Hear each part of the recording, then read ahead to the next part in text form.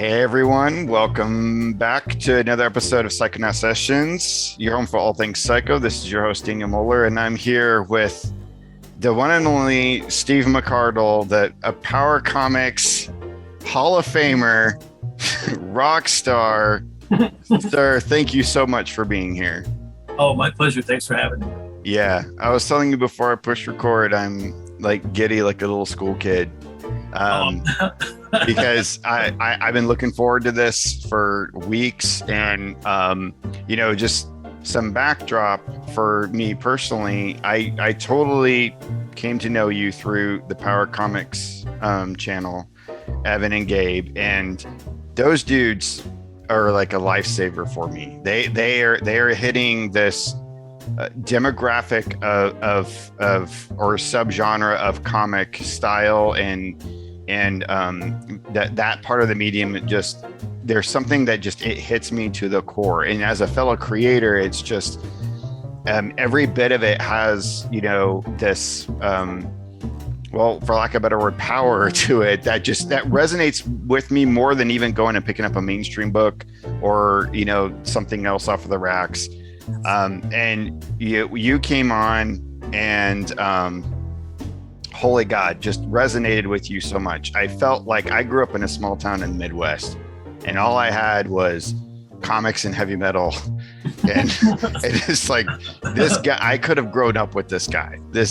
Oh, dude, we would have been such good buddies in high school. We would have been such good buddies, hang out after school, and we'd always go to like one kid's or the other kid's house. Hell yeah. Either listening to whatever new records we'd picked up and then, tape the other kids' records, or check out whatever the new comic books we'd picked up recently, Heck yeah. I mean, full disclosure though, I was actually quite the nerd, but the metalheads totally accepted me. I mean, they were the ones that protected me from getting beat up from the jocks and stuff. So I have this very special affinity for all the metalheads in my life. And of course, they introduced me to some of the best fucking music ever. It's just cool. They're from what I've seen, and most of the people I've met are great people, super nice, polite, welcoming. Yep. I think a lot of them are kind of studded nerds too. So they the same way too. They appreciate their records, and they appreciate whatever, maybe their goth books or whatever the other stuff they might be into. But it's a really great scene. Yeah. So, it's not pop for them. It is an art. It is truly, and that's what they're all in it for. They're in it for the art of it, and that's what I really appreciate. Yeah, and they're people that love metal and that type of music are in it for life. It's not, I was in a phase of that for 2 weeks, and then I went to this for a week. And same thing what I've noticed with comics is it's one of those things, because most of us grew up reading comics as a little kid. So it's one of those first influences that molded me, and I was just taken by it immediately. So there was another kid I met in school that had every comic book ever, and I immediately was like, wow, Marvel and DC, and just absorbed all of it. And then as time went on, then you discover all the independent stuff and the black and whites. Yes. And those were the goodies. So let's take it back to little Steve McArdle. And I see, this is weird because I've been watching you on Power Comics. I've like reading your interview in Vendetta and everything, and we'll get to that in just a second. So I already know a lot of this stuff, but for the sake of the audience, I'm going to kind of go through it. But you're from Massachusetts, and so like, what was your kind of upbringing, and what were your main primary influences growing up and getting into the great work that you do? Thank you. Yeah, but real simple. Like most kids, I grew up in a little town in Massachusetts. My mom was an artist, so I think I got a lot of it from her. She was really talented, but my dad was a huge influence too. He was super supportive, loved music, took me to tons of concerts, took me to all my conventions as a kid. I told him I wanted to visit Marvel Comics or go there. I was like, 8 years old. And my dad's like, oh, we're going to go take a trip to New York then. Let's go. get packed up. We're gonna go to New York. And so I saw the Empire State Building, and I saw the Statue of Liberty. I saw Times Square. I saw the Rockettes. I didn't see Marvel Comics. They wouldn't let us in, but I had the best vacation in New York because my dad was like, "Oh, let's go. You want to draw? Go for it." That's awesome. And not a lot of kids get that kind of support from their parents. That's amazing, man. I was lucky. I was very, very lucky. And you might have heard through, I think on Power Comics, I explained that I've been working on that first issue of Vendetta for a while. And my dad had noticed, we're on vacation somewhere again, we're down on the beach. He said, "Boy, you're really taking that artwork seriously. Really?" And so I'm like, "Yeah, Daddy, I really love drawing comics. I want to do this. I got stories, I've got characters." And he gave me the money to publish that first issue of Vendetta #1. And without that, it never would have happened. That created #2 and so on. That's amazing. Go, Dad. Yeah. So, he's no longer with us, but I like to think maybe he's looking down and he sees the, stuff I've been doing and I've been trying hard to put out some cool stuff that I would like to read that I think would be fun to check out. Oh, yeah. So did your interest in comics precede your interest in music, or did they kind of evolve together? To me, they were very much hand in hand. They're very much like, they seem to go so well together personally. I think that's it, is it does go well. But I think the first thing for me was probably comic books, because that's the first thing I was introduced to, music too, but just radio music when you're Sure. 5 or 6. But I loved everything. My parents would play old rock and roll stuff with the Beatles or things like that. And then by the time I got a little bit older, I was listening to Aerosmith and Kiss and all that sort of stuff. And then, once the new wave of British heavy metal came in, I was all about Iron Maiden and all about Saxon. Yes. And Priest and Motorhead and boy, So I bounced back and forth. Like, I was real into comics as a kid. By the time you get to be 12 or 13, you feel like, I should be outgrowing this. So I started playing guitar and get into collecting records and writing songs. And probably 18 or 19, my first job out of high school was working at Strawberry's Warehouse in Framingham. It was a distributor for the largest record store in New England at the time. So it was a huge record store chain. And I met all these guys that were really cool guys, good musicians, and they all collected toys and comic books. So I was like, I don't have to be afraid or ashamed that I still like comics and toys. Hell yeah. Right away, as soon as I graduated and got back to the real adult world, I was like, I loved all this stuff. I can do both. And so I did my band Lethal Fury for 5 or 6 years in like the late 80s to the mid 90s. Things were kind of changing at that time. The early 90s, alternative was coming in and metal was not as popular. Right. Our solos were a lot shorter and things like that. So I was like, now's my chance to really do my comic. My band had kind of fallen apart. I'd had the idea of Vendetta for a long time, and I've been drawing little stuff of him and little other characters like Artillery. And that's where I was like, okay, now is the time. I really got to give this my shot. And actually, again, my New York Comic Con, 93, 92, my dad drove me to the bus. I took a bus to New York City, my little portfolio under my arm with a couple of pages of Vendetta in it. I showed it around to people that had no idea what the hell I was doing or what I was up to. I certainly wasn't going to get a job anywhere. So I came home kind of like a little like defeated, like, oh man, Then I was like kind of like, well, you know what? I'm going to do my own thing anyway. So why don't I just publish this first comic book, and I will hopefully get better as the books go on. So to me, Red Bullet Comics was almost like comic school. Like I couldn't afford the Kubert School, but if I kind of like get my education in front of everybody, it's a little embarrassing, but almost like a punk rock band or a young band, you see them get better on the stage, or if their songs come out. To me, Vendetta 2 is better than number 1. Number 3 is better than number 2. So you can see me trying to evolve. Yeah. That's actually, somebody asked me, I just recently made that Power Comics fan group on Facebook, and a buddy of mine asked me, so what's the appeal of power comics for you? And I think some people might get into power comics and stuff like that in an ironic way, but for me it's like real and legit for me, because for most artists that I love and follow, I like to see their early work and watch their evolution. I love that because it takes me back to when I'm first was trying, and I'm getting it. It's more inspirational for me than to see someone who's polished and kind of has their style and they can just whip stuff out. When you can see that person, like you said, educate themselves on the page, that's everything to me. That I actually learn more from looking at that kind of work than I do just, and I'm not knocking the professionals like, John Buscema and George Perez and, Neil Adams and all the greats, and their mastery. So I'm not knocking them either. It's just, that's my appeal to it. That's what I love about it. And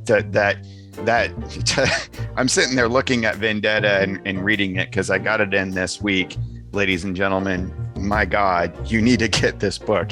That these are some of your first main comic pages that you're working on. That blows me away. This is your work is very much on par with Eastman and Laird and all the greats from the 80s, and that you really know how to utilize black and some people have to draw thinking of the color coming in, but you knew how to utilize the inks in the right way, knowing that it was probably going to be black and white. So I mean, to me, you were already displaying some level of understanding and mastery from the beginning. Wow, thanks. Yeah, I mean, I'm a big fan of Eastman and Laird too. That's another one, an influence I forgot to mention. Everything from Dead World, Warlock 5. Yes. Your old independent comic stuff like that. Hell yes. All of that stuff. And yeah, I knew there was no way I could afford to do a color comic book. It was going to be black and white. So I definitely geared everything towards the black and white aesthetic of the page. Great. That's awesome. And so obviously you have some original comics influences of artists that you kind of drew from. Do you want to kind of go through some of the earlier books that you were really into that definitely are a hardcore influence on Vendetta? Yeah. I mean, I love, like you said, like George Perez and John Byrne, but I knew I'm never going to be that good. I love looking at it, but I'll never be able to do what those guys do. So I try to take elements of things that I see that like Kirby, like stuff that you can really see the building blocks of how he puts together anatomy in a page. Yep. And at first I didn't like Kirby when I was 6 or 7. I was like, oh, it's too blocky and square looking. And then as you get older, you realize, oh my God, he's a genius and power and everything. Yep. So I try to take the power of Kirby. I try to take the, anatomy of John Buscema or Jim Starlin. I try to take some of the dynamics from even Image Comics, because I like designy pages too. I don't think it has to just be all squares all the time. Yeah. I like to make a page exciting, but still a good mix of storytelling as well.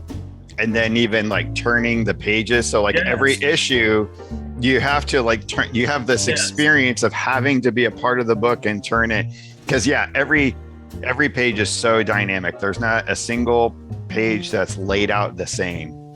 So you really put your all into this, from the get-go, for sure. Yeah, because that's the kind of product I like. I want something that's the storytelling I think is there, but I want to utilize the page. How can I make anything more exciting, more different? So the paper this way, okay, turn it that way and do a double page spread, or a round border instead of just a square, or the edge of a panel is a lightning bolt, or the edge of a panel is made out of chains. Yep. Per example, if this shows up. Yeah. The lightning bolt panels, freaking love it. Bolt gutters for the panel borders. Amazing. Yeah. You mentioned John Buscema as influence. I love John Buscema because I can definitely see the anatomical influence in your work. But when I think of John Buscema, I think of just constant action, and the way he laid out action was very important to me because I think I'm a little bit younger than you. I'm 43. And when I was really starting to get into collecting in my adolescent years, the action scenes were starting to become a little bit more pared down. It was becoming more just one splash page for an action scene. And I missed, and because I love and miss just the whole issue just being, you see every sequence of the action, the whole dynamics, and that's like all this is. That's what this whole thing is. I mean, you get every nuance of the action in each scene, which is just so much fun to read. I mean, you can't like fall asleep while reading it, you know, and you still got plenty of, dialogue and stuff to carry story and everything too. And I miss that. I miss that in comics so much. Wow, thanks, man. Yeah, because that's something intentional. Like I noticed that too with John Buscema, especially. I think maybe as he just got older and he inked himself a lot. I was super into Conan the Barbarian. I had every issue of that, every sword. But his stuff got a little more sparse as it went on, and like maybe less backgrounds, I think. Mm-hmm. So I always make sure it's important to put as much background as you can. Yep. Trash on the streets, a little flyers, or maybe a graffiti of an album I was listening to as I was inking it or something. So there's a million little like Easter egg kind of things all throughout it too. Little Megadeth. Yeah, probably listening to some Megadeth. Little Megadeth there. I mean, this is a pretty good example. I mean, there's an example on every single page. Like it's the whole thing. And what's interesting about it is you do it in such a way where it doesn't just look like, because some people will do that and it looks messy. It's just like you're putting way too much. I don't know, because that happens when I do that. But so I don't know how you did it, but you ended up accomplishing the feat very well, where it doesn't look cluttered, you know, it just looks like part of the scene, like you're watching a movie, but more exciting because you have more action lines, you know. I just think of it as graffiti on the wall. Sometimes I put stuff that's like just nonsense or little tiny things, a street address or stuff like that, you know, or a friend's name or something on. And then I'll throw stuff in because I don't want it to look too obvious. I don't want it to jump out. Yeah. Well, I mean, I even mean in the sense of like the backgrounds of, you know, if there's a brick building, you've got every brick. Like you're not getting lazy on this at all. You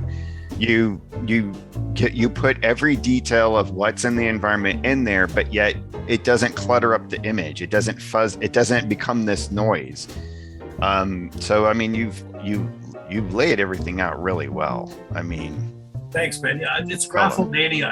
You never know when to stop sometimes, but I'm trying to get to the point of not overworking a page and making sure you've got your shadows and you're placing your black areas so that it doesn't just become a mess of a lot of little dots, but so you can actually, you know, you've got your shadows and your heavy black areas. It took me a while to learn that. Kirby does that so well. You don't realize, just with a brush, he'll do a little thing behind a figure and it pops the figure out from just that little shadow. Yep. Yeah, he's amazing in that way. You have, so actually let's go to 93, the early 90s, whenever you did this. So you worked on Vendetta, and that carried into our artillery, because artillery is awesome and I assume was very popular. So you did a one shot of artillery and started leading into the kind of the Red Bullet universe, introducing all these other characters like Slate and others that eventually become Crowbar 9. So kind of walk us through what those early years were like distribution, like what were you getting friends to kind of help out or anything like that? Or was it just you grinding away in the studio? Like what were those early years like? Yeah, I made some friends along the way. Met Bill Holloway at a convention. He's another comic book artist. And he, you know, we were trying to like trade secrets and talk back and forth, but mostly a lot of stuff on my own. I try to do conventions. I got distribution pretty much right off Vendetta #1. And back then there was 8 or 9 distributors, so it was a lot different then. I printed 500 copies of Vendetta 1, 500 copies of Vendetta 2, and signed and hand numbered every issue, so it would be something special to try to get it. Because how do you get people to buy #2, right? Try to keep interest in it. Yeah. And then it started to kind of grow. I did a little bit of a project with some other people. That led into eventually I started working in a print shop too. So I was printing my own comics. Artillery #1, I printed that myself.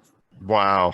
I put the staples in the book. I even did the hand trim. Wow. Because that was the joke. I do it at conventions and people go, what part of the book do you do? You're the writer or the artist? I go, I do every part of this book.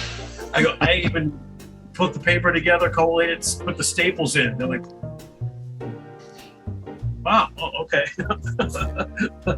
And, true do-it-yourself DIY. Real DIY. Yeah, all DIY. of it. That's awesome.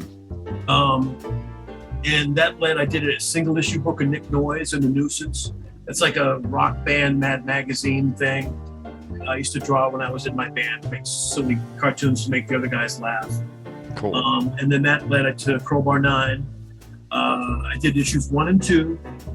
I never got to finish issue #3, but some of you might have heard. After 22 plus years, I've dug out the pages to Crowbar 9 #3. I finished the book, and it's going to be coming soon. It's going to be coming. It's going to be an 80-page giant from Floating World and Power Comics on newsprint. Early 2023. That is so amazing. Yeah, I saw your announcement and my wife was like, what happened, honey? Because I went, woo, like really loud. I was like really excited.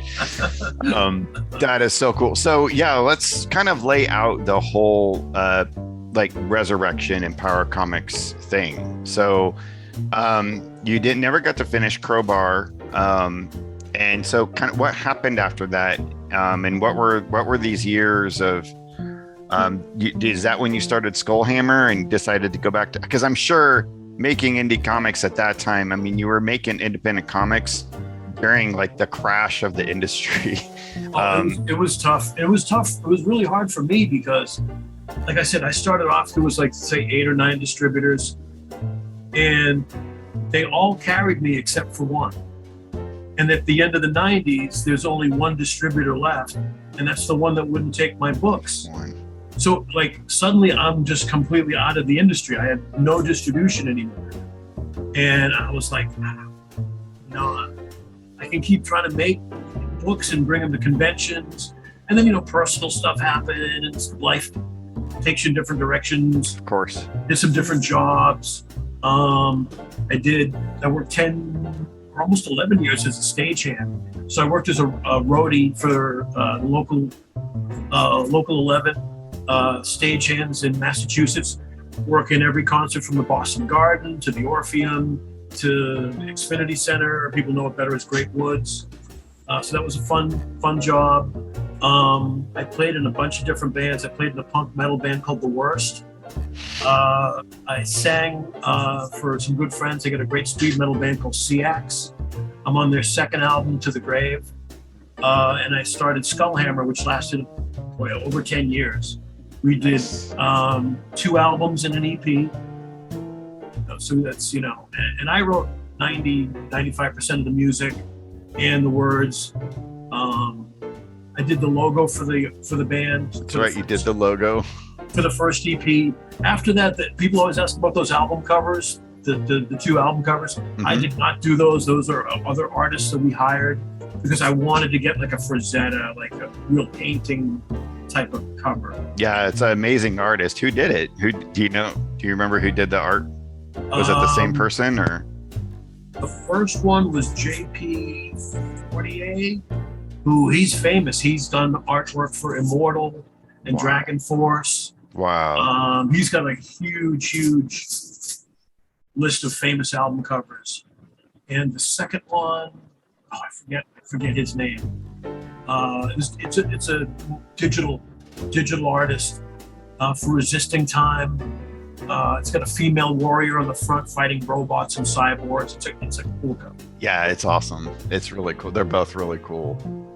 Yeah, 10 years. That's amazing. That's really awesome. That's a really cool run. Was it just there? It looked like it was mainly you and Matt and Dan were the main. Was that the main lineup throughout the 10-year duration, or?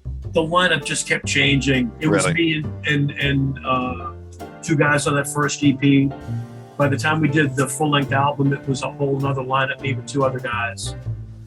Same thing with the second album. And I've had people fill in. We got to do a good little run of shows. We did a small tour of Canada. We did a couple small tours of the US in legs. But we got to open for Flotsam and Jetsam. We got to open for Grim Reaper. Oh wow!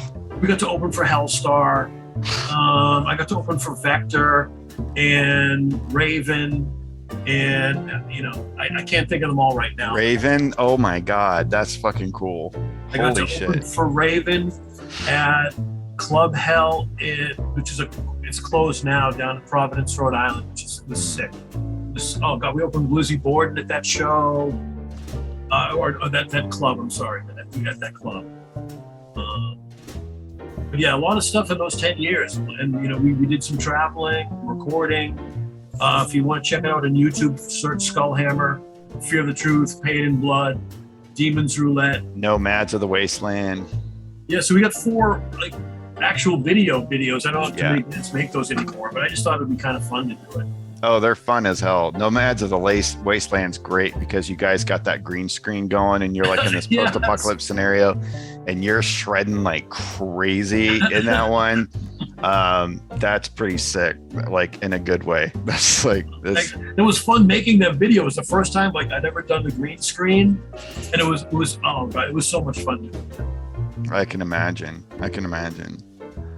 That's awesome. So as we go through this timeline for everyone that's not familiar, a couple of years ago, Evan and Gabe, Evan Husney and Gabe Deichel start the Power Comics channel, which is a channel to highlight some of these lost, indie books from the 80s and 90s. And actually they're even tackling stuff earlier now too, but that was like the main era.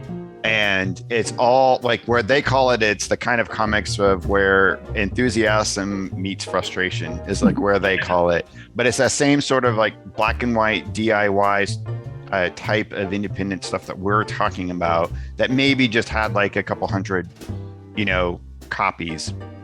And they brought your book onto the table and it just like, it seems like everything just changed from there. So did you know? And I'm highlighting Evan and Gabe because I worship Evan and Gabe. Like what they've done with the Power Comics channel just fulfills everything for me as a comics fan. So Evan and Gabe, if you're watching, this video is not to be in competition. It's totally to support you and your channel, and to support Steve.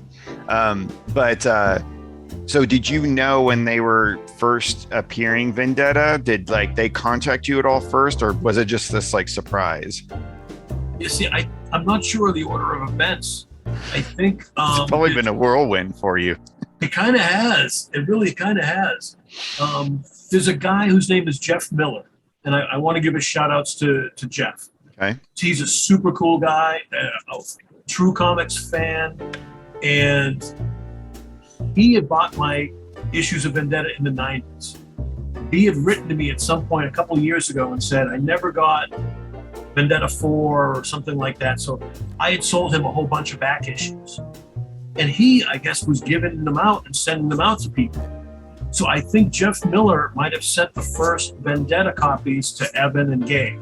I think you're right. I think I remember him saying that he got a package from one of his fellow researchers, and it must have been Jeff. Yep.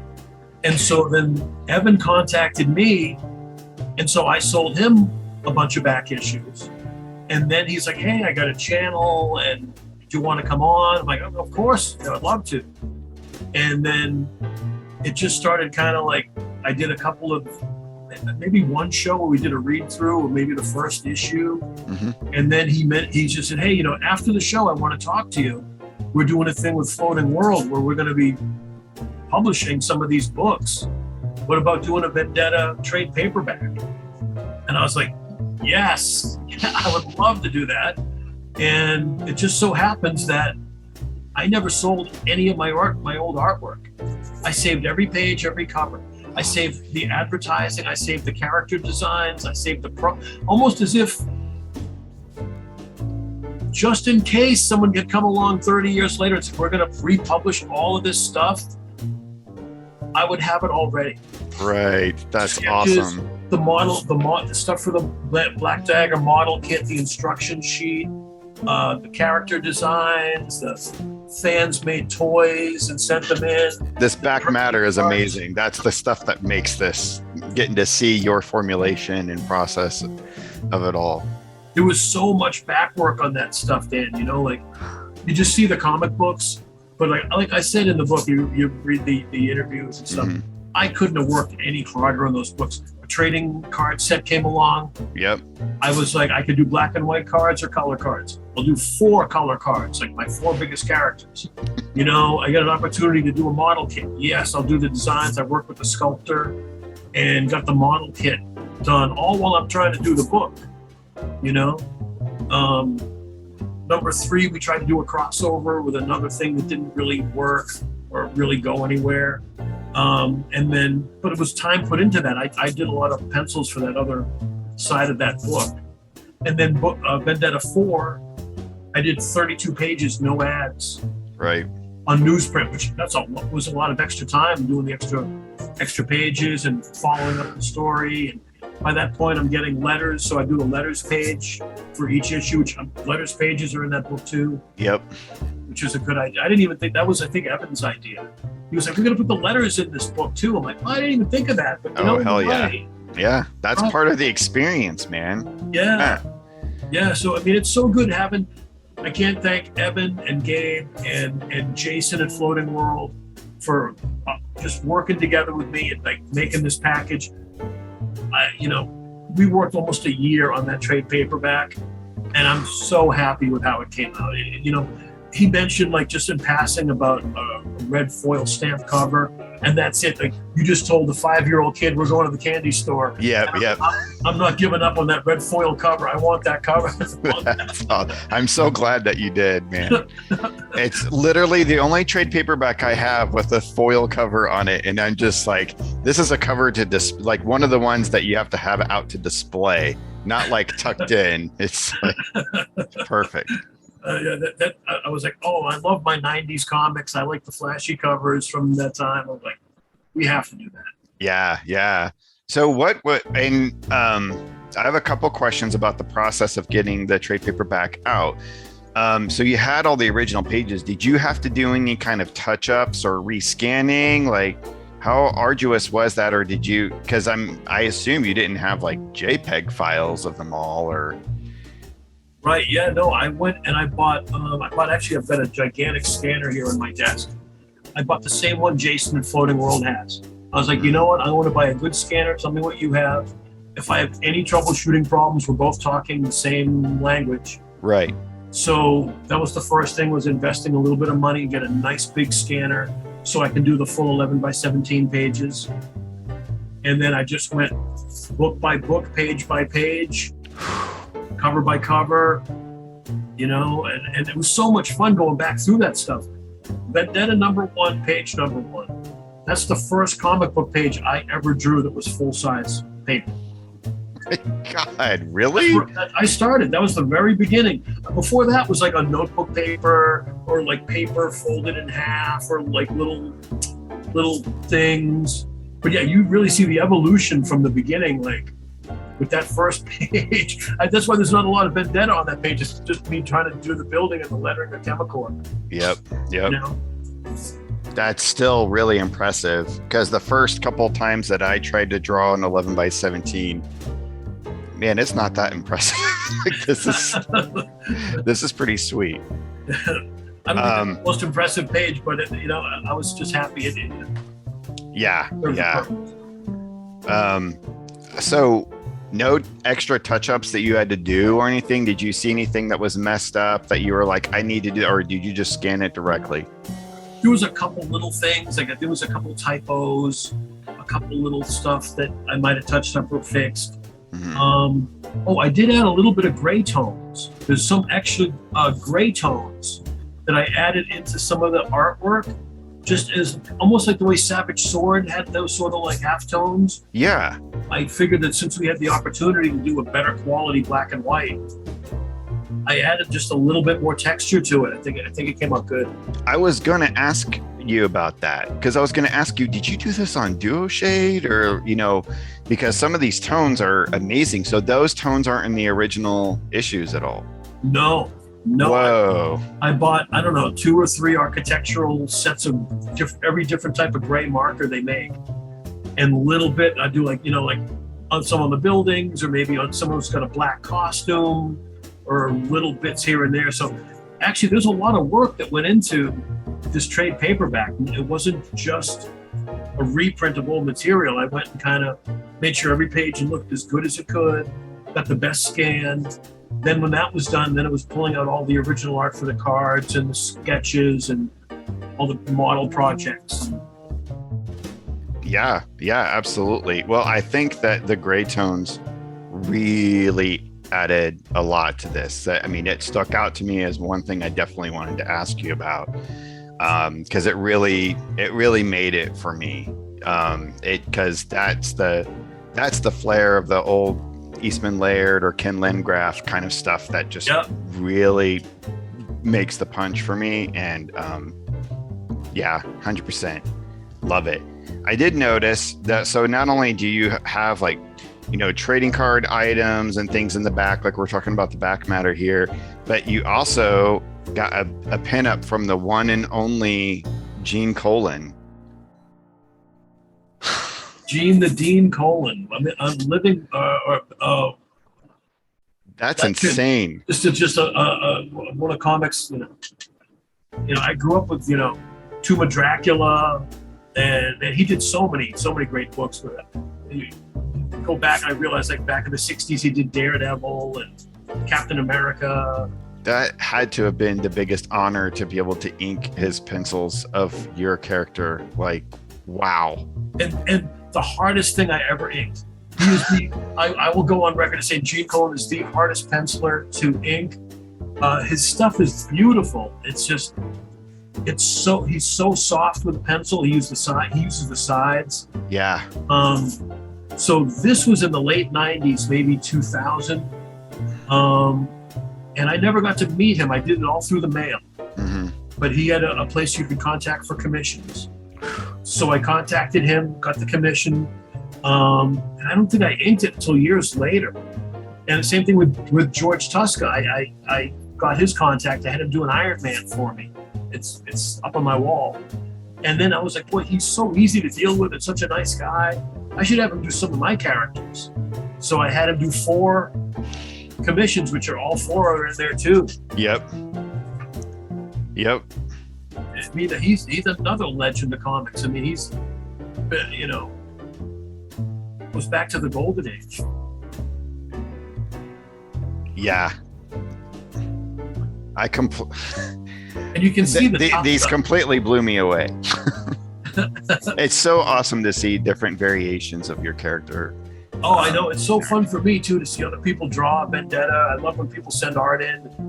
They draw Vendetta or Artillery. But yeah, you can tell that's George Tuska right away. Yeah. Very solid. Great figure drawing. His faces are so distinct, you can tell. Mm-hmm. His anatomy. His characters got weight to them. You can feel, where they are in the space, for sure. Totally. So, all right. So, Floating World, Evan, Gabe, and just out of curiosity, you don't have to get into the details, because if you have an agreement that you can't talk about it, but so Evan's role mostly in this was he's started this collaboration between Power Comics and Floating World to be able to start publishing this old stuff. And so is he acting as an extreme editor in this case, or is he just from the publisher standpoint? What was his role in working with you in this, or did you work mostly with Jason from Floating World? No, Evan was pivotal in this. He definitely is very, very much a part of the whole thing. He's helping to promote it. I like seeing the Power Comics logo on the book and the Floating World logo together on the book. Yeah, it's perfect. It makes me so happy to see that logo in print. Oh, it's so cool. he did a great introduction and very flattering. Yes, he did. To the book. No, he's Evan's a great guy. I couldn't say nicer stuff about him. Yeah. I so far my interactions with him have been completely stellar, and he just very easy to talk to. He's just like hanging out with one of us. Totally. He's just like all into the same things, and it's like, we're all just geeks together, just trying to have a good time. That's it exactly. Yeah, kindred spirits for sure. He's a great guy, and it was funny too because I didn't realize he started talking music. I think I had a Manila Road shirt or something. They started mentioning. I was like, I didn't realize he knew so many bands as well too. I just knew him for Power Comics. Yeah, so it was great. We had a great conversation after one of the interviews. That's incredible. Cool. We've got in Vendetta the first 4 issues of the original Vendetta series and the Artillery one-shot, which sets up Crowbar. And as I was reading this, I was like, that's exactly what was happening. I was reading it and going, damn it, he's like setting up Crowbar 9, and I'm never going to be able to get those issues, because all these issues, trying to find all these issues now is insane because everybody's wanting all these back issues. And then it was like the next day you made that announcement of Crowbar 9, and that's when I like squealed like a little girl. So do you want to like set that up and tee that up a little bit for anyone listening about Crowbar 9 and what that is for you and what we can expect a little bit without giving away too much? Oh man, it's a dream come true. Like I said, issues 1 and 2 I published, but just barely. I printed 100 copies of number 1. There might even be 100 copies or less of Crowbar 9 number 2. Nobody has that book. I didn't, I had no distribution by then. I was just trying to sell through Comics Buyer's Guide or conventions. Stuff happened so that I just never got to finish number 3, just, life and other stuff. But to be able to go back to it now, because I already had the Vendetta book finished and in the process of being made. So to dig out those Crowbar 9 issues, reread 1 and 2 again to refresh the story so I remember it, and then pull out the pages and start finishing up some of the pencils and the inks. It was great. It's great. And it's 9 characters. It's a team of heroes put together by the government to help protect us from a worldwide cataclysmic catastrophe. I wanted to try to build up to a thing because Vendetta is more of a street hero, street action. Vendetta, Artillery is kind of like that too. Vigilante. I want to do like more of a team book and like a more of a sci-fi elements and stuff. And the whole plan was to finish Crowbar 9, number 3, and then to start new Vendetta again, the new number 1 or number 5. So I don't want to get ahead of myself here, but I want to, every now that Crowbar 9 is finished, it's going to be an 80-page giant coming out, I think, January of 2023. It's in previews this month. I just went to my LCS and picked up, I have it here, copy of previews with Crowbar 9 in it, giant. And I'm working now. I'm just getting started. I haven't got anything really finished yet, but I'm plotting out another 4 issues of Vendetta. Yes. To start with, I don't know if I should do a new number 1 or number 5. Maybe it should be a new number 1 by this point. But to pick up the pieces and start, Vendetta returns to Omega City, and then I've got so many really cool ideas, and I've got new characters that are going to come in that are great and crazy and sick. I can't give away too much, but I got a lot of good ideas I'm stirring in the pot. Everybody needs to go out and buy this and buy Crowbar 9 now, like everybody, so we can just keep this going, please. It's so amazing that they're giving you a forum for you to be able to finish and continue out your universe. I can't thank everybody enough. And Daniel, thank you, man, for having me on your show, and all the people who tune into Psychonaut and check out the podcast. Dude, I appreciate every one of you guys. It's been supportive. Bought the book, wrote to me, sent your artwork. I'm a fan too. That's the whole reason I did all of this, because I'm such a huge fan. I love seeing other people's stuff. I love going to the shelf and seeing like new artwork, or how did someone else draw the character I've been reading for 20 years. So I'm just honored and so psyched. So really psyched about all this. Well, you're living the dream, man. This is everything I ever wanted, and I think most of the people that watch my channel, that's what we want. We have these ideas when we're younger and we're kids, when we have these passions, and to see it be able to come to fruition. I mean, no, thank you. We're all living vicariously through you right now. And it's like, it's a total honor, and it's so fun to watch. So rest assured, you're going to have like my backing all the way. I'll always be buying what you put out for sure. And really, like almost anything Evan and Gabe are going to put out at this point, Lance Stanton, all of that. Tony Lorenz has stuff coming out. I love Tony. I actually have a commission by Tony Lorenz myself for one of my characters for one of my comics. Oh, I mean, awesome. Tony Lorenz is the shit. So he's a sorcerer magician, modern day kind of sorcerer that I do in my comics. And Tony's great. I want to have him on the channel. He's a great dude, great artist. Yeah. I buy all the stuff too. I've got the Lance Stanton book. I'll be getting the Earthman book. All of it. Yeah, it's just so much fun. So if you don't mind me asking you just a little bit of a process question, I'm always just curious about like what kind of pens or ink, what you use for pencils, pens, inks. I mean, are you just a Micron person, or do you use quills, brushes? Like, what's your process a little bit? Sure, yeah. I tried the crow quills for a long time. I couldn't get it. They scratch the paper. Yep. They blob out blobs of ink if you make a mistake. Yeah. Man, I tried and tried and tried. And for the guys that can ink with a brush and get a fine line and do all that, my hats off to you. I can't do that stuff. Yeah. I started with microns, and I burned through. I would buy pounds of them. I'd just buy like a handful at the store, and I'd use them up so quick. Yeah. Now I'm using more Copic markers. Really? Yeah, they're a company. They make great colored markers, but try their blacks. They make a set of black markers in different widths. Okay. One of them is a brush marker. I will check that out. They're less expensive than the microns, and they last longer, better ink. So I've been using those.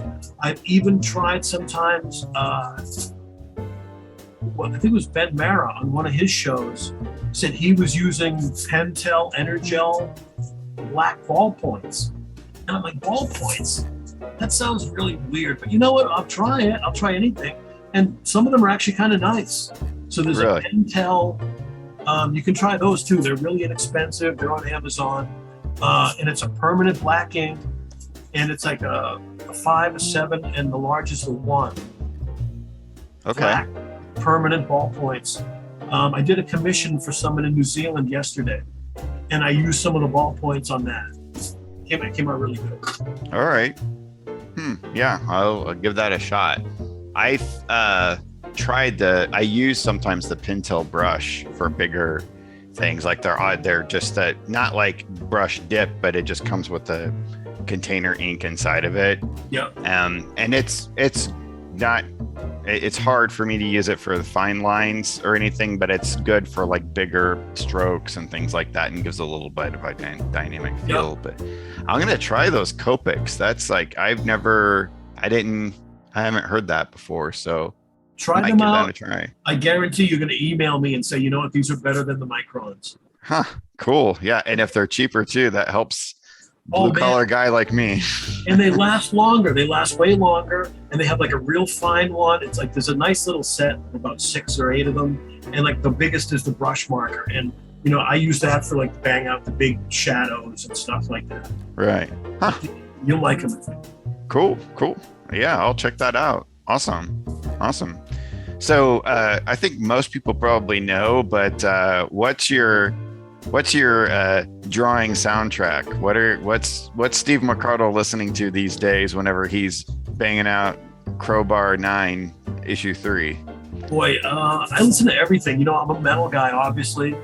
I've been digging into some old Venom, the Old Testament, Merciful Fate. Testament, that's awesome. Yes. But I like everything. You know, I like pop music. I like just classic rock and 70s kind of prog stuff. Mm-hmm. So sometimes I'll put on like instrumental music. I kind of like, especially if I'm trying to write. Yeah. I'm trying to write ideas of words. Lyrics kind of confound me a little bit, so I like Same sometimes here. Like I'll listen to either classical or jazz or kind of proggy stuff if I'm trying to, you know, percolate words and stories. But once I get to drawing and anything, I can listen to thrash or whatever. Right. I'm with you though on like the new wave British metal, because I know you talked about that in one of the, I don't know what I read it in, because I'm following you. I'm your groupie at this point. But I'm really into some of like even some of the precursor bands to that, like Hawkwind and shit. Yeah. Just like there was just so much like Camel. That there's just, and I guess you could kind of consider them sort of prog, but they also, it's like they kind of set up that new wave style that started in 77 and 78, and there's just, I don't know, there was something about that level of experimentation, like the early Priest and the early Saxon, that was just like they were doing something so like out there, like almost like it was cosmic, like it was just like coming in through everybody's bones or something. And because like you can hear those early records. Like I love you talking about the late 70s period, because after you get like Iron Maiden and Priest into like their career by the early 80s, metal's become a little formula. Like people already know kind of what it's going or where it's headed. But you hear those, like the early Saxon and early Priest, they're coming out of like hippie classic rock. Like they're mixing bell bottoms with like studded wristbands. Yeah. You're not sure where they're going. They got like songs that are still sort of like, you know, like love songs or they're really all over the place. And then by the 80s, it starts to become real more focused and right. And to me, it's kind of like that late 70s era is almost like the power comics era of metal, because they are trying to figure it out. And because of that, it seems like it has way more passion and way more of like the imagination pouring through, which is why I love it so much. Yeah, because they're not trying to follow any specific sound or band. Back then, I think it was more a accumulation of your influences. Being original was more important. Where I think at some point, bands would kind of like, hey, if we kind of follow another formula, we might get far enough to kind of build a career. Yeah. You know? Like how many bands sound like AC/DC? Yeah. Right? You know? Yeah. No, yeah, I get Focus, it. Airborne, Rose Tattoo, like, there must be 10 bands that have a career just from sounding like AC/DC. Yeah. And, you know, and it's not to disparage some of those bigger bands either, but I love Crocus. They're a great band. Yeah. But it's just also they, you know, when somebody gets to that level of fame in their career too, you're right. They kind of create a formula, and they're banking and living off that formula. And again, I'm not disparaging them. And they you know, they still make good music. Like Iron Maiden had a fucking great tenure. You know, but one of the best bands ever. I mean, yeah. Oh, yes. And but also just, you know, don't when you rise to fame, Mr. McArdle, keep your original spirit.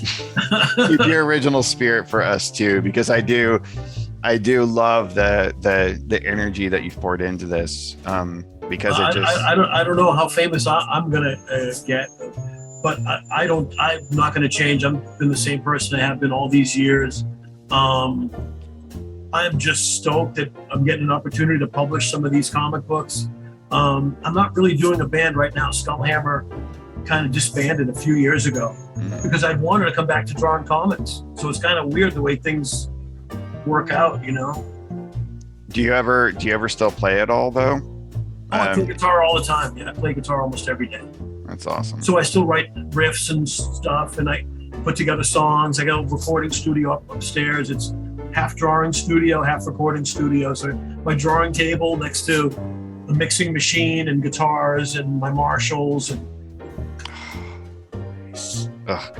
that's all. I play guitar a little. I'm 43, man, and I've never yet to pick up an electric guitar yet. There's something about me that's so afraid to do it because I feel like I will just never go back. I feel like it will just, it's like, and I already don't have enough time to even make my comics and do this. And, but my wife, every year for Christmas, my wife's like, I can get you that electric now. And I'm just like, I would love it, but also it's just, man, I don't think I will ever go back. You can do both. You could do, but it sounds like your wife wants you to play electric too. My wife wants me to play music more, period. So she was excited about this interview right beforehand. She was like, Daniel, I've never seen you nervous before going into an interview. I'm like, it's Steve McArdle, man. It's like a celebrity to me. This is awesome. Women are more impressed by rock stars than comic book artists. They sure are. I think I've noticed over the years. Hell yeah. Pick up that electric guitar, man, and you know. Yeah, keep my wife forever. That's I right. mean, it's proof is in the pudding. That Devil's Roulette video, man. The women love the guitars, that's for sure. And I love that video. That was just like a party we threw. Basically, we're like, we'll film it. We make a video. And we're playing cards, and we ended up drinking a little bit of Jack Daniels or something that night. It was hell yeah. It looked like you're having a hell of a lot. I mean, every video I've seen you in, and there's some live stuff out there on YouTube. Yep. You just always look like you're having the greatest fucking time. And you're right. This is the one thing I've always noticed about. It's so funny growing up in like a conservative Christian household because my mother was so afraid of all these like satanic bands and stuff. But and I was surprised getting into metal at an early age. And then when I started meeting all these metalheads, like the nicest people on the planet, just like really everybody's so sweet. And like, Yep. it's just the greatest group of people to be around ever. It's so funny. I said this because a good friend of mine had a wedding last week. It was a heavy metal wedding. Oh, yes. Congratulations to Helen and Kirsten if they hear this. It was a great wedding. But I was saying to one of them, like, we look like a scary bunch. Like, I get that, like, the regular, normal old people and stuff, like, they see us with our, denim vests with a million patches and spiked armbands and stuff. Everybody has cats. Everyone, like, loves their cats. Everybody's, like, super polite and nice and opens the door for one another. Like, yeah, it's a really good, it's a good community. Yeah, it totally is. I will get shit from Mr. Matt King if I don't point out that you also provided a commission in his Tales to Enlighten. Oh yeah. Of the Son of Satan, which is really badass. So he's got Tales to Enlighten Volume 2 coming out now. You can get it on Kickstarter. And so that wanted to lead me to another question for you, because I know you know Matt King. Great dude. You guys live. Oh, he speaks the world of you. You could not. When he was talking about you, he was like, "You cannot meet a nicer person on planet Earth ever." And I'm like, I can see that through all the interviews. Oh, Matt is too. He's like the most personable guy, man. He's like a diplomat. He's friends with every comic book artist in the world. He is. Like, I'm a quiet dude. Like, everyone thinks I'm the super outgoing guy because they see the music videos. But I'm a really quiet, kind of private guy. I spend a lot of time just hanging by myself, and playing guitar or drawing my stuff. But Matt he's a super good guy. Before I forget, like you said, Tales to Enlighten Volume 2, Kickstarter is up now. If he's not at his goal, he's super close. Yeah. I just backed it a couple weeks ago. It's going to be over 500 pages. He's got tons of art, great art in it. I can't wait to read it. He does these psycho, intense comics with, like, I don't know how to explain it, but it's got everything in the kitchen sink, music, drugs, comics rolled into one. It's a super fun read. I was telling him in my Psychonaut Sessions with him, it's rock and roll in comic book form. Just like Vendetta, it's just like it's rock and roll in comic book form. So I love it. So are you doing commissions and stuff? Are you doing other work for other PR? Do people hit you up for anything like that often? And yeah, I'm open for commissions. I just did one yesterday for a guy in New Zealand. He bought a copy of the book and wanted a commission. Did a cool bust. I think I took a photo of it before I put it in the box. So I'll have to throw it on Instagram or Facebook sometime this week, so you can check it out. But yeah, you can contact me, Red Bullet Studios at Comcast.net, or find me on Facebook or Instagram. Great. So that's the main social media plugs: Facebook, Instagram. So it's not only Steve Ace McArdle, but you also have Red Bullet Studios accounts, right, on each of those platforms. Yep, that's a little imprint that I wanted to keep, because I had that as the name that everyone associated with for the comics, and I just wanted to see if it was cool with Jason and Evan, so that people know it's published by Floating World and Power Comics. But if it's got that red bullet on there, it's a Steve McArdle production. Hell yeah. Red Bullet it up. I'm totally with that. That's awesome. So everybody need to go out there. You can go get this now. The lighting is crazy. I'll put a graphic up. of Vendetta while we're doing this. Go get Vendetta. Reflects off and stuff. I know, it's so cool. Vendetta, Holy Vindicator, and like now we've got Crowbar 9 to look forward to as well. So it's just like even more so we need to go out and we need to buy as much, not only Power Comic stuff, but Steve McArdle's Red Bullet items you need to go get and support this comic universe, everyone. And go out and support Power Comics too. Go out to Facebook, and they have a Patreon, or not Facebook, Instagram and Patreon, and their YouTube page, because they're doing really good work, really good things. And thank you for taking up the Facebook page. I didn't realize until you did it. I thought there already was one.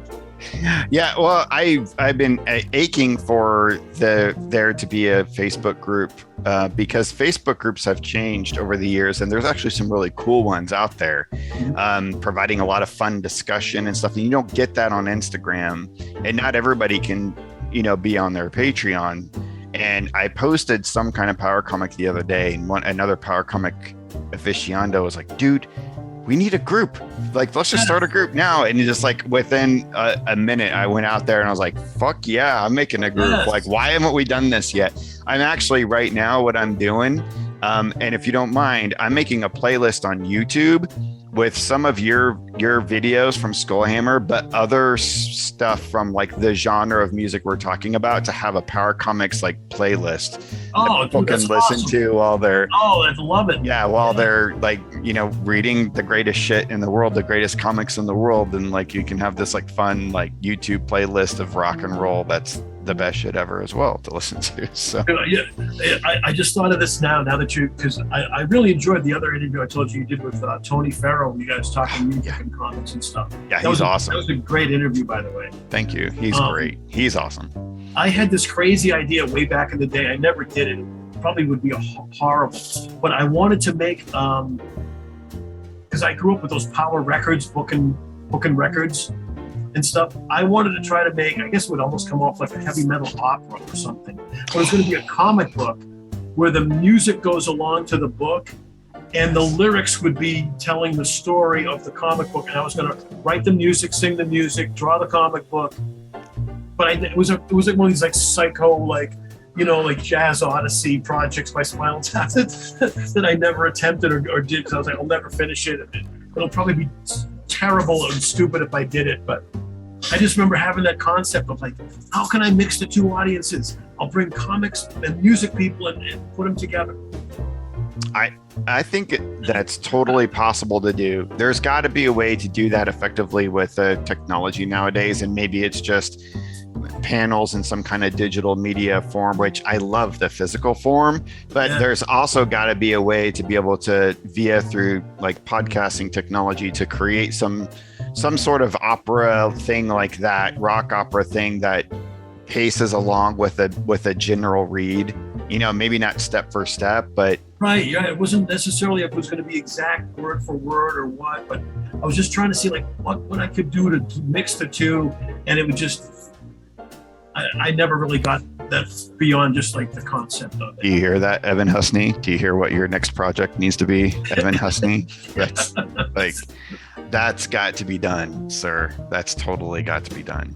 It would be great to make a collaboration if we get, like a bunch of different artists and a bunch of different musicians and make a thing where it's a whole, like a power community, like a... Oh. You're getting chills up my spine here. Right? Like I know there's going to be someone else who can play drums. I can't play drums. You're going to find someone who can play drums or bass or keys or other stuff. Oh, yeah. Yeah, we've got to have enough people in the wider community that we can reach out to that would be a part of this. So I guess in the Power Comics fan group, everybody, we've got ourselves a mission to complete.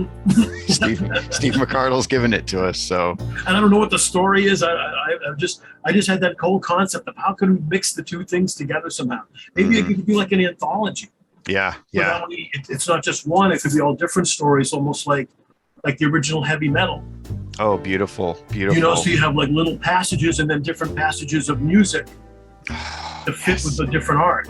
Yes. I love anthologies, by the way, too. Anthologies are fun as well. So that. Oh, yeah. Oh, yes. There's no rules. You can kind of have a little of everything. We got to write up some sort of business proposal to Evan to be able to make this happen. Surely he's got connections in the music community that he could easily make this happen. He's got a lot of connections. I know he's got because he works with Vice, so he's got connections with like movie or television people. Right. He does that show Dark Side of the Ring. Dark Side of the Ring. Yep. He's got a lot of wrestling connections and show business and stuff. So we can make this happen. This is definitely needs to be like Steve McArdle kind of composing.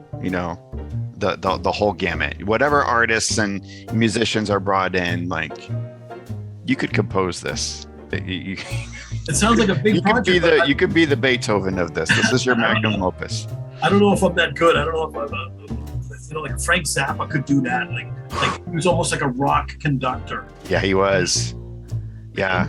Talk about a really interesting, complex figure and musician, man. Frank Zappa. It took me years to like get in and into and understand Frank Zappa when I was younger because I just didn't get it. I just didn't understand, and it was something one day after he passed. It was sometime after he passed. Terry Gilliam, who is one of my favorite like film artists, Terry Gilliam made some kind of quote about Frank Zappa, and I can't remember exactly what it was, but it was something he said that it triggered everything for me. And I went back and started listening to Zappa again. And it was like, oh, okay, all right. Like this guy's got a whole different level of funk and understanding. It was really trying to evolve rock in this whole different direction that I just don't think people were ready for, and maybe still aren't even ready for. Yeah, I agree. Like it took me a long time to wrap my head around this stuff too. I was like, are these show tunes? Is it comedy? Right? I didn't quite get it, but now I can see the musicianship and like he was a brilliant guy. Yeah, he's a smart guy. A genius. Yeah. For I'm real. not a genius. I'm not by any stretch. I'm not even smart, but I can riff. I can come up with good metal riffs. I can come up. You sure can. I can solo a little bit if we got a good riff to play over. I like writing songs. I like seeing songs come together. You can solo pretty good. There was a few videos there, man, that you were ripping it up. Like, you're good. You're all around really good. Well, thank you. I like the solo to Fear the Truth. I like about that one. That one came up. Yeah, that was a very good one. Fun song. God damn. But, if we're to do a big music project, we're going to have like some other people will collaborate, and come up with something. All right, we'll have to start, putting seeds out in the community. Then we got a fan page for it, so we'll find people to help kind of build something out. Of course. Yeah, and I know a lot of people that are musicians, so even if they're maybe not comic book guys, but they want to be part of a musical project. You know, I don't know. I like brainstorm. Sounds like a lot of fun. I'm thrilled that this feels like it's coming together on my little, like, small little channel. Like, this is exciting. I love it. I love talking about stuff and coming up with ideas and brainstorming stuff. That's how it happens. You know? Yeah.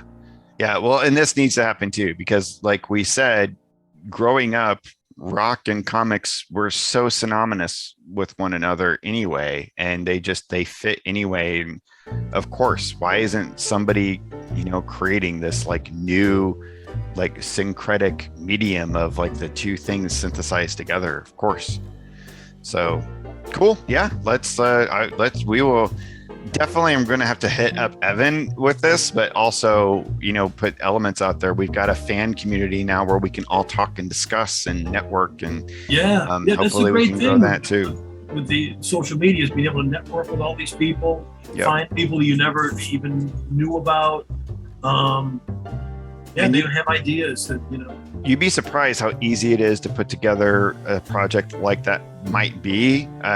Coming from the Cartoonist Kayfabe community, because the Cartoonist Kayfabe channel, they started a Facebook group, and all of the artists and writers in that community they're just creating project after project together. And it's just like somebody has an idea and boom, you've got 50 people that are willing to like take the time of like, I'll do a page, I'll do 5 pages, blah, blah, blah. Awesome. And it's just this fan community coming together to just make stuff together.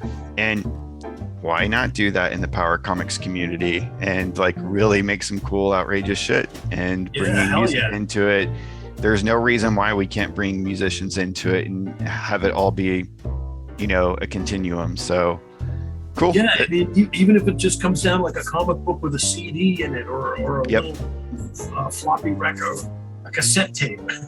Oh, that would be even better. Yes, it has to be a cassette tape. It'd be even more obscure. Like I'm sure nobody even has a cassette deck anymore except for me. But. Oh, that's awesome. Well, then we'll find that one, tape deck distributor that still exists out there, and we'll put them back in business. People going out to buy Walkmans again. I miss it. I miss cassette tapes so much. I miss having. Like, you can't just jump around. Like, you have to, like, cassette tapes and records, you have to listen to the album. You have to listen to the whole thing. That's really important to me. So, well, cool, man. This was awesome. I really appreciate it. So, again, everybody, please go out, buy Vendetta, support Steve McArdle, follow him on Facebook, follow him on Instagram, and go follow Power Comics. Because you can't really get much better than this.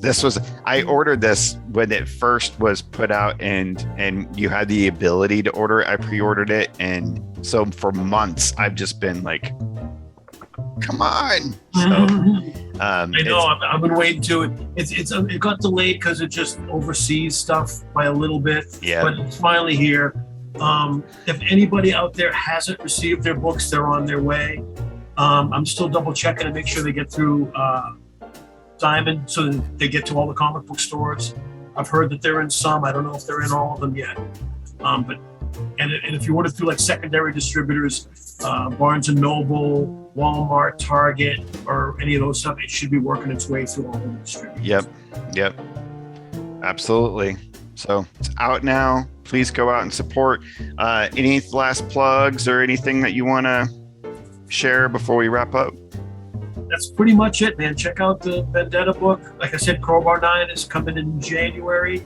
You can pre-order it now. Thanks again, man. Thanks for having me on. It's an honor talking. It's been a lot of fun. Just talking stuff. The time went by so quick. And sure everybody who tunes in and supports Power Comics, thank you. We support and we love you. Yes, thank you. All right. Thanks, man. Thanks, everybody. Stay healthy, stay safe out there, and keep it psycho.